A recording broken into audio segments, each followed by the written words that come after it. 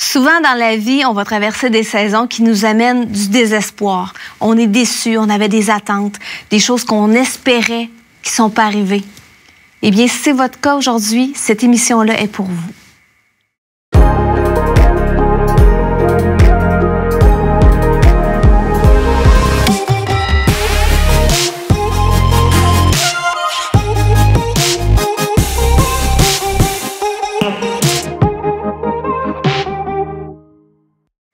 Bienvenue à l'heure de la bonne nouvelle. Et comme le nom de notre émission s'appelle La Bonne Nouvelle, aujourd'hui, oui, on veut parler du désespoir, mais on veut aussi vous amener une bonne nouvelle et une solution qui peut ramener l'espoir. Et on a Samuel avec nous et François. Salut Valérie. Salut Valérie. Salut Hello. Samuel. Salut François. Aujourd'hui, on a un titre d'émission qui s'appelle « Une rencontre qui redonne l'espoir ». Puis c'est encourageant. C'est très encourageant. Puis on est dans le cadre de notre série À la croisée des chemins. Donc, pour poursuivre ce qu'on a commencé, on va regarder une rencontre de Jésus avec des gens qui avaient perdu espoir. Ouais, 2 disciples désillusionnés de la vie qui avaient bien aimé ce petit rabbi de Nazareth, mais leurs attentes ont été déçues par une réalité fracassante. Mais il y a quelque chose qui va se dérouler d'intéressant entre eux puis Jésus. Puis moi, quand on parle de leur déception, il faut comprendre qu'eux autres étaient avec Jésus depuis 2, peut-être 3 ans. Oui. Puis ils avaient espéré, ils avaient tout mis leurs œufs dans le même panier. Puis, paf, il y a un drame qui se passe. Et puis ils ont vu des belles choses, ils ont vu des grandes choses se produire. Tout était en place pour que leur foi soit au maximum. Oui, tout à fait. Tout à fait. Puis moi, Valérie, sur ce thème-là, on a été, comme d'habitude, dans la rue pour poser la question aux gens, comment ils réagissent quand leurs attentes sont déçues. On va voir ça ensemble, voilà, c'est intéressant. Comment tu veux réagir à ça? Tu étais déjà dessus. Je sais pas du tout.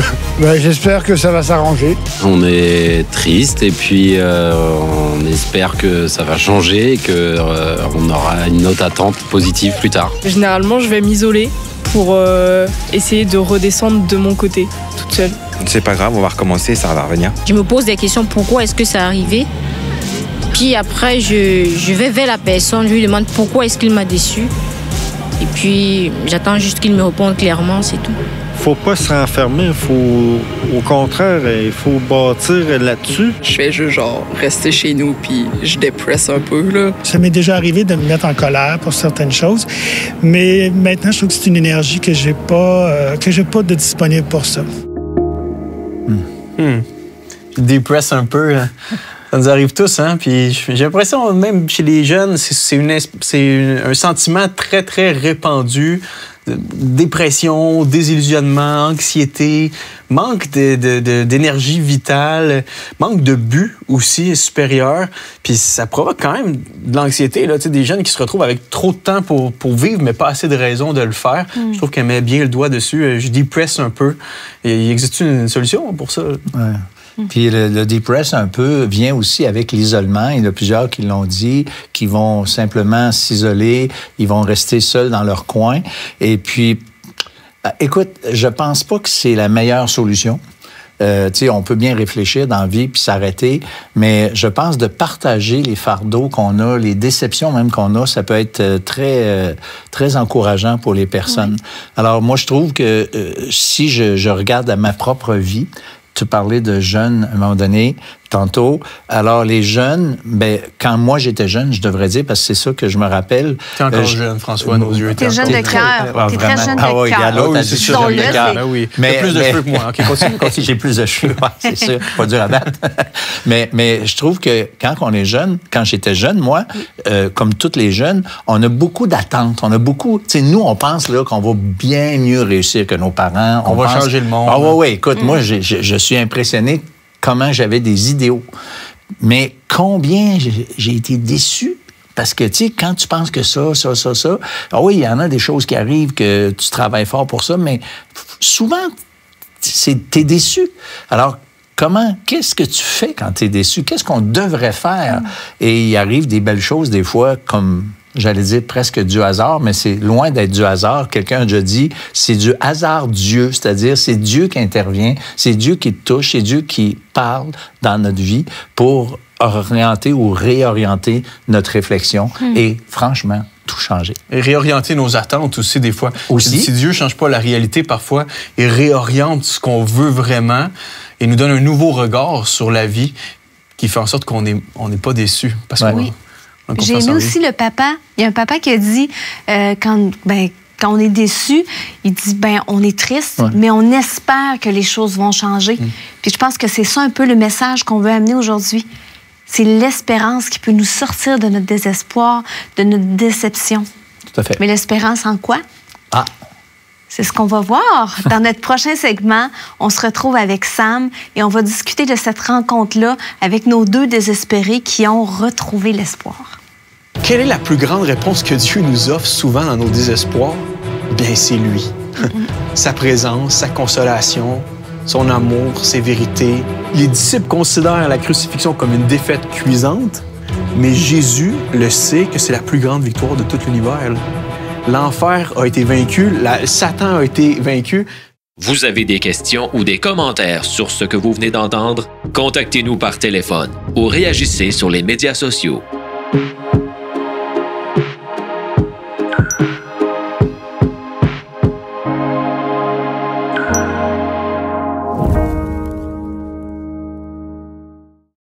Au fil du temps, dans notre vie, on est tous proies à des saisons de dépression, de désespoir. Ça peut être causé par des deuils, des problèmes financiers, des peines d'amour, plein de choses qui vont nous arriver dans le cours de notre vie, qui vont nous amener dans un état comme ça de désespoir.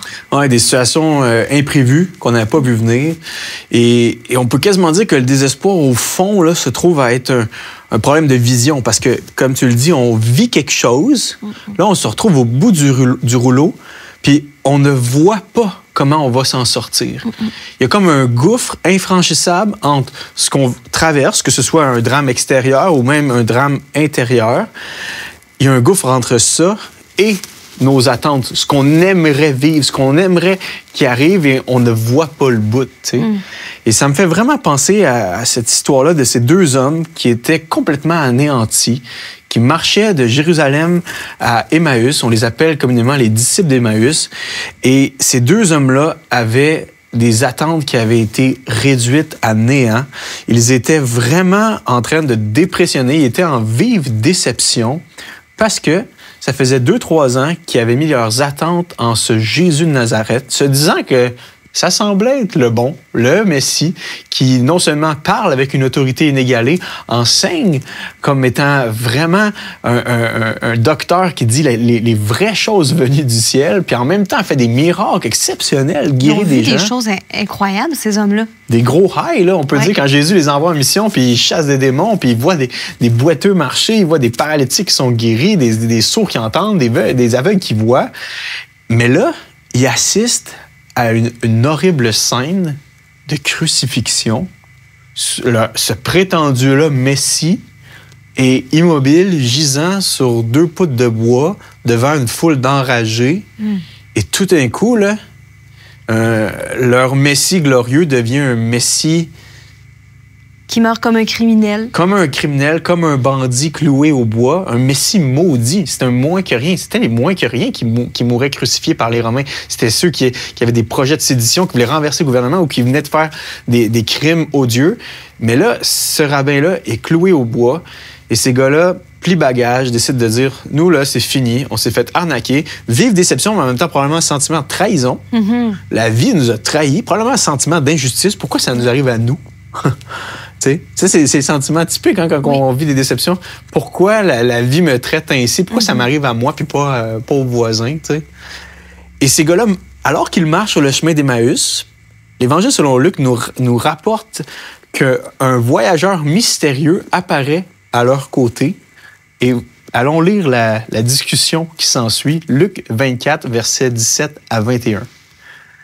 Ce mystérieux voyageur leur dit « De quoi discutez-vous en marchant? » Ils s'arrêtèrent, l'air attristés. L'un d'eux, nommé Cléopas, lui répondit « Es-tu le seul parmi ceux qui séjournent à Jérusalem qui ne sachent pas ce qui s'est passé ces jours-ci? » « Quoi donc? » leur demanda-t-il. ce qui est arrivé à Jésus de Nazareth, c'était un prophète, c'est-à-dire un messager venu de Dieu qui agissait, parlait avec puissance devant Dieu, devant tout le peuple. Nos chefs et nos prêtres, nos dirigeants l'ont livré aux Romains pour le faire condamner à mort et clouer sur une croix. Nous avions espéré qu'il était celui qui venait délivrer Israël. Mais hélas, voilà 3 jours que tout cela est arrivé. Ce qui est intéressant dans cette rencontre-là, c'est que le lecteur sait quelque chose que ces 2 voyageurs ne savent pas. Ouais. C'est Jésus qui est là, qui chemine avec eux sur ce chemin-là de déception. Et l'image, pour moi, est juste fracassante, là. Quelle est la plus grande réponse que Dieu nous offre souvent dans nos désespoirs? Bien, c'est lui. Sa présence, sa consolation, son amour, ses vérités. Tu sais, c'est quoi la plus belle consolation, la plus belle marque d'amour que je peux faire à mon enfant alors qu'il est en train de plus savoir où ce qui s'en va, de ne pas voir le bout du rouleau, de paniquer ou d'être pris d'une crise d'anxiété? Ben, c'est pas comment... C'est d'être là. Oui. Puis Jésus fait ça avec les disciples d'Emmaüs. Dans leur parcours tumultueux de foi instable, Jésus chemine avec eux. Mais l'ironie est à son comble, parce que ses disciples sont tristes parce que Jésus est mort, mais c'est Jésus vivant qui marche avec eux. Ces disciples-là ne savent pas que celui qui peut leur redonner la joie est juste là avec eux. Là, ces disciples vont même dire à Jésus, « Coudonc, t'es-tu le seul qui n'est pas au courant de ce qui est arrivé? » Mais c'est précisément le seul qui est au courant de tout ce qui s'est passé. Plus. Il connaît tous les mini-détails de ce qui est arrivé. Il n'y a rien qui y échappe. Les disciples considèrent la crucifixion comme une défaite cuisante, mais Jésus le sait que c'est la plus grande victoire de tout l'univers. Là. L'enfer a été vaincu, Satan a été vaincu, le mal a été porté, le péché a été porté par Jésus à la croix. En fait, on peut dire que l'action la plus incroyable que Jésus a faite, c'est alors qu'il était immobile sur cette croix. Il prenait les péchés de l'humanité sur ses épaules. Mais ça, les disciples ne le savent pas. Ils ont perdu toute attente en ce Jésus-là. Oui. Mais Jésus est là, parle avec eux, mais eux, ils ont les yeux fermés. Tu sais, on parlait de vision au début de l'émission. Oui. Ils ne voient pas. Il y a un écart entre ce qu'ils pensent voir et ce qui est vraiment en train de se passer. Jésus est ressuscité, en train de marcher avec eux. Et probablement que leur attente à eux, c'était un peu comme tous les autres Juifs. Ils s'attendaient à ce que le Messie, le Sauveur, les délivre de l'emprise des Romains et tout ça. Puis là, c'est les Romains qui ont crucifié leur Sauveur, celui qui s'attendait qu'il les libère. Donc, c'est... Je ne sais pas si la déception peut être plus grande que ça. Oui, ils avaient une définition conquérante du Messie attendu. Oui. Ça devait être un chef, un leader politique militaire. Mais là, Jésus arrive comme un homme humble qui donne sa vie pour les pécheurs, qui est l'agneau de Dieu, qu'on mène à l'abattoir publiquement comme ça. Mais ça ne fit pas dans leur concept préétabli de ce que Dieu devrait faire. Ça, dans leurs attentes. Dans leurs attentes. Mais dans sa grâce, qu'est-ce que Jésus fait? Il leur donne un bon petit cours de théologie. Parce que ces gars-là connaissaient l'Ancien Testament, ils l'avaient lu, tout ça. Mais l'histoire nous dit, Luc 24, versets 25 à 27, alors Jésus leur dit, « Ah, vous êtes donc bien pas tant intelligents que ça, les gars. Vous êtes bien là à croire tout ce que les prophètes ont annoncé. Le Messie ne devait-il pas souffrir toutes ces choses avant d'entrer dans sa gloire? Alors, commençant par le livre de Moïse et en parcourant tous ceux des prophètes, ici on parle de tous les livres de l'Ancien Testament, Jésus leur expliqua ce qui se rapportait à lui dans toutes les Écritures. Jésus leur offre un cours d'interprétation de l'Ancien Testament pour leur démontrer, premièrement, qu'avant la gloire vient la croix. Probablement qu'il a ouvert Ésaïe 53, probablement qu'il a ouvert Psaume 22, Zacharie 12, qui parlait du fait que ce Messie-là n'allait pas venir pour tout casser, mais pour s'offrir en rançon pour l'humanité. Et Jésus est en train de dire de quoi encore plus grand à ses disciples-là. Les gars, si vous voulez vraiment percer les mystères de Dieu, je suis la clé interprétative de toute la Bible, de tout l'Ancien Testament. Tout pointe vers moi, ma vie parfaite, ma mort sacrificielle, ma résurrection glorieuse qui s'ensuit. Jésus est le centre de Dieu, et le centre de l'action de Dieu, du plan de Dieu. Et Jésus leur déballe un super beau cours de théologie, au fond, on peut dire. T'sais. J'aurais aimé ça être là. Je sais pas toi, là, mais... vraiment. Ouais. Ça a dû être une conversation vraiment stimulante. Ben oui, parce que on lit après, ça disait que ça brûlait en dedans d'eux, les paroles que Jésus leur disait. Oui, un feu dans leur cœur. Puis ils aiment tellement Jésus qu'ils l'invitent à souper, ils l'invitent à manger. Ils disent, non, va-t'en pas, Jésus, on veut passer plus de temps. C'est bon ce que tu dis, tu sais. Mais en fait, ils n'ont pas reconnu encore que c'est Jésus. Moi, je dis Jésus, on le sait en tant que lecteur, mais eux, ils ne le savent pas. Et là, ça nous dit qu'ils s'assoient à table pour prendre le repas. Et alors, comme la coutume le veut, que Jésus prie, remercie son Père dans le ciel, Jésus leur partage le pain. Ils ne savent pas encore que c'est Jésus. Et là, boum, Luc 24, 31 à 32, alors leurs yeux s'ouvrirent et ils le reconnurent. Mais déjà, il avait disparu. Ils se dirent l'un à l'autre, n'avons-nous pas senti un feu dans notre cœur pendant qu'il nous parlait en chemin et qu'il nous expliquait les Écritures? Quelques jours avant, Jésus avait partagé le pain avec ses disciples et il leur avait dit, « Voici mon corps va être livré, va être donné pour vous. » Et voilà qu'après sa résurrection, il repartage le pain avec ses disciples-là. Et alors que le pain est partagé, tout d'un coup, ils comprennent la signification. On peut dire qu'ils recouvrent la vue, mais la vue spirituelle. Et dans l'Évangile selon Luc, ça, c'est le symbole d'être sauvé. Ils voient Jésus. Puis, comme le Sauveur. Oui, comme le Sauveur. Parce que tu peux voir Jésus, puis tu peux voir Jésus. Tu peux voir qu'il est vraiment le Sauveur de tes péchés, qu'il est vraiment ton seul espoir dans cette vie, qu'il est celui qui l'a dit être. Il est le Fils de Dieu qui venait sur terre pour prendre le châtiment que nos péchés méritaient sur lui. Mais la croix n'a pas pu le retenir. La mort n'a pas pu le retenir. L'amour parfait est ressuscité 3 jours plus tard. La seule chose qui reste dans le tombeau, c'est les péchés. Mais Jésus est vivant. Jésus a vaincu la mort. Et quand on voit Jésus avec cet angle-là, mais c'est plus juste un homme qui est un homme grand de l'histoire. C'est le roi des rois. C'est le Fils de Dieu qui est mort pour mes péchés. Et c'est ce que j'aimerais que chaque auditeur qui nous écoute puisse saisir. Oui. Retrouver l'espoir dans la vie parce que on n'est que de passage sur terre. Mais Jésus vient nous donner l'espérance que notre vraie vie va continuer avec lui. Une vie riche pour l'éternité. En plein ça. Merci, Sam. L'heure de la bonne nouvelle, en collaboration avec le Messager chrétien, vous offre gratuitement le livre de réflexion quotidienne La Bonne Semence. Pour en recevoir un exemplaire, écrivez-nous à l'heure de la bonne nouvelle, casier postal 33012, comptoir postal Thibault, Trois-Rivières, Québec, G8T 9T8. Vous pouvez également nous joindre à info@hbn.ca ou par téléphone 1-866-509-1319. Salut Kariana, bienvenue à l'heure de la bonne nouvelle. Bonjour. Donc, on est super content de t'avoir avec nous aujourd'hui parce que tu as un témoignage, une rencontre avec Jésus qui est tellement belle, qui est miraculeuse, puis il s'est passé des belles affaires dans ta vie. Oui. Puis en fait, j'aimerais ça que tu commences par me raconter qu'est-ce qui a fait qu'un jour tu t'es tournée vers Jésus?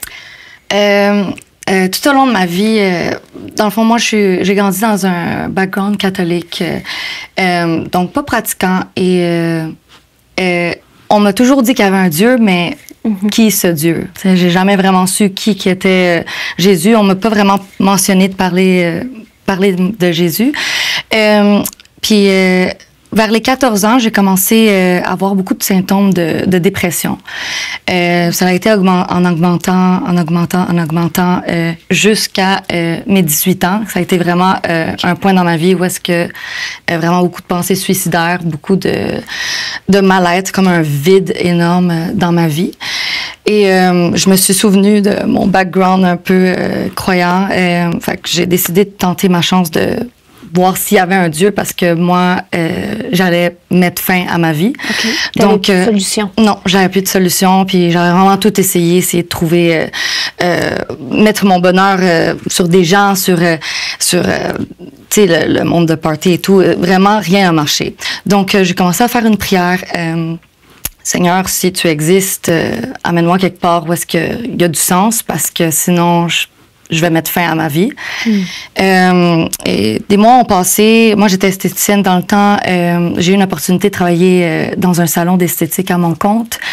Et la première journée, je savais pas trop qu'est-ce que je faisais là. Je me remettais en question. Puis je Je suis rentrée comme première journée dans le salon d'esthétique et il y avait une de mes collègues, une madame qui était en train de parler au téléphone et était en train de parler de Jésus. C'est la première fois que j'entendais parler de Jésus comme ça.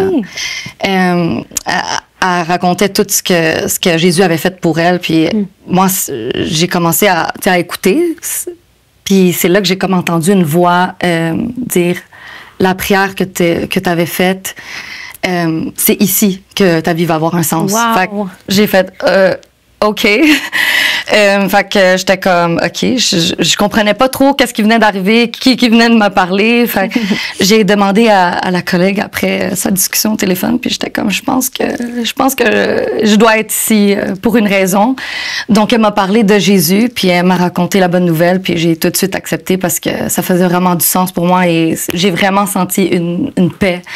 Donc j'ai tout de suite accepté, puis t'étais rendue là? Ouais, j'étais vraiment rendue là d'accepter le Seigneur. Puis ma vie a complètement changé depuis ce temps-là. Qu'est-ce qui s'est passé comme changement concret dans ta vie? Vraiment, je suis comblée. Le bonheur, vraiment, la dépression, elle est partie. C'est sûr que ça l'a pris... j'ai fait une rechute de dépression en connaissant le Seigneur. Mais c'est vraiment une marche de tous les jours. C'est vraiment une marche... il marche à travers toutes les tempêtes que j'ai pu avoir. Avec vraiment déconstruire certains patterns de pensée dépressive. Parce que c'est facile, vu que toute ma vie, j'ai été vraiment quasiment en dépression, c'est facile de replonger dans tout ça. Donc, vraiment juste déconstruire des patterns et me guider à travers ça. Là, c'est Jésus, guérir, restaurer. Restaurer les blessures, des blessures de l'enfance et tout, vraiment restaurer. Puis vraiment, je me sens restaurée, là, vraiment une nouvelle personne pour toutes les gens autour de moi qui me voient. Vraiment, ils ont vu la différence? 100%. Ouais. Il m'a vraiment ramené de la mort à la vie. Wow. Vraiment, je le sens comme ça. Wow. Puis, c'est quoi le message de Jésus? Qu'est-ce qui t'a le plus convaincu ou qui t'a vraiment plus touché le cœur, qui t'a poussé à continuer dans ta marche avec Jésus? Vraiment son amour. L'amour, dans le fond, il y a un verset qui dit « Père et mère t'abandonnent, mais lui, il abandonne pas. » Fait que vraiment, on peut vraiment mettre notre confiance sur à tout le monde, mais lui, il va jamais nous abandonner. Puis moi, vraiment, ce verset, ça m'a vraiment touchée. C'est vrai que ça touche. C'est vraiment... Il nous a aimés en premier. Il a tout donné en premier. Même en n'ayant pas connu Dieu avant, il a donné tout pour nous, tu sais, pécheurs. Fait que c'est vrai, pour moi, c'est vraiment... c'est ça qui me touche. Wow. Fait que c'est vraiment un beau témoignage d'un cri qui a été élevé à Dieu puis qui a été répondu. Ouais. Comment pas se sentir aimée puis précieuse dans une situation comme ça? Ouais, vraiment. Ah ben, merci, Kariana, d'avoir pris le temps de nous raconter ton témoignage. Merci pour m'avoir écouté. Vous avez des questions ou des commentaires sur ce que vous venez d'entendre? Contactez-nous par téléphone ou réagissez sur les médias sociaux.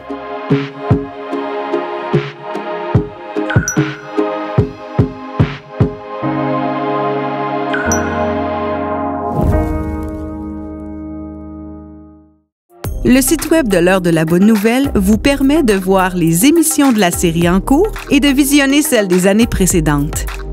Dans la section Liens utiles, nous identifions plusieurs liens Internet donnant accès à du contenu évangélique de qualité. On y retrouve une tonne de moyens concrets pour vous aider à poursuivre et enrichir vos réflexions.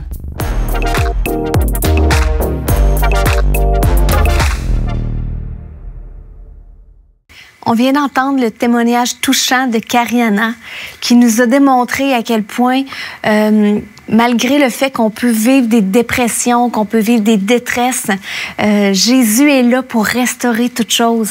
Et on a vu qu'à travers son cheminement, même le début de cette chrétienne, Dieu a travaillé, le Saint-Esprit a agi en elle pour venir guérir, restaurer, pour qu'elle lui permette d'avoir la vie qu'elle a aujourd'hui.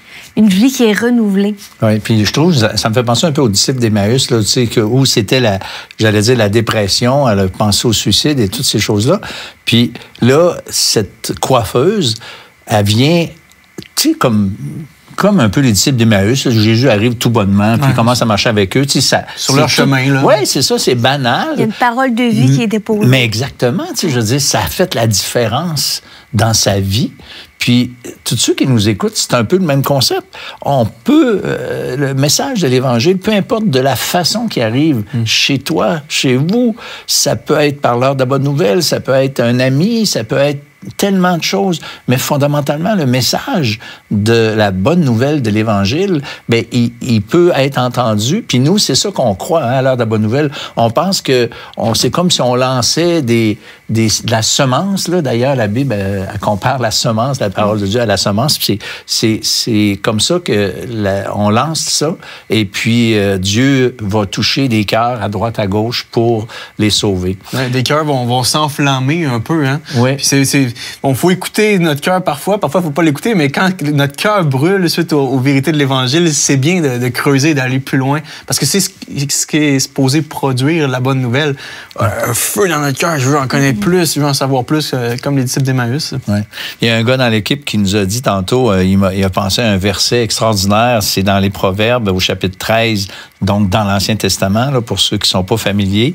Ça dit ceci: un espoir différé rend le cœur malade, mais un désir accompli est un arbre de vie. Alors ça, c'est l'histoire des disciples d'Emmaüs, c'est l'histoire de Cariana, puis c'est l'histoire peut-être de vous, peut-être, je ne sais plus trop l'histoire de qui, mais c'est ça la vérité. On a vraiment quelque chose, un message qui fait la différence. Oui. Il n'y a pas meilleure place où mettre notre espoir qu'en Jésus.